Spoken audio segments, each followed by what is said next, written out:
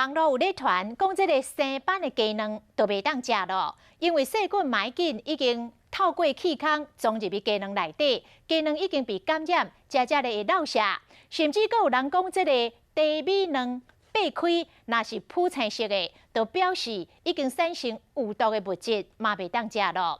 其实这拢是网络的谣言。来看咱的拍假特工队。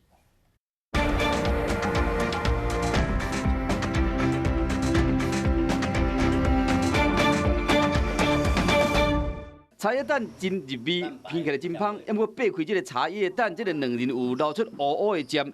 网络顶面里流传讲，这个乌汁讲是有毒的物质，食了有伤身体。 一般只要有含硫或铁的食物一起煮，都有可能有这样的现象。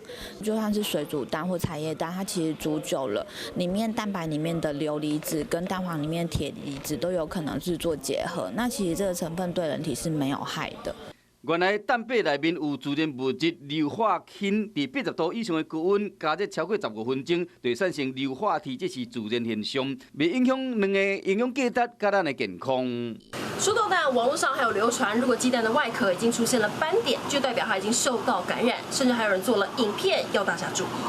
这个影片一开始就写讲，这款的鸡卵唔通买，更加唔通食。佮写讲有一个囡仔食完这款鸡卵了后，开始救筋了就分别，就敢若是食了这款有斑的鸡卵，讲是这款卵有细菌，这款的卵上好卖食。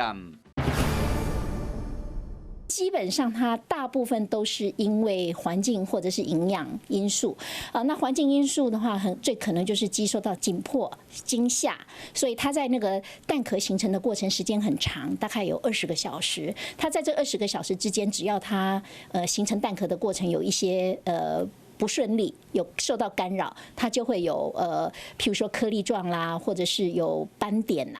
好，我们也实际找到了在北部近郊的平面饲养养鸡场，要来这边看看到底养鸡的环境有哪些因素可能会影响到鸡蛋的好坏。农场的主人要帮他的鸡说说话。蛋形成之后经过产道，因为它不是光滑的，导致产道流血。那产道流血以后，下一颗鸡蛋的时候，就会鸡蛋上面就会它的血块与它的那个钙质形成下一颗鸡蛋，所以我们就会上面会有血斑。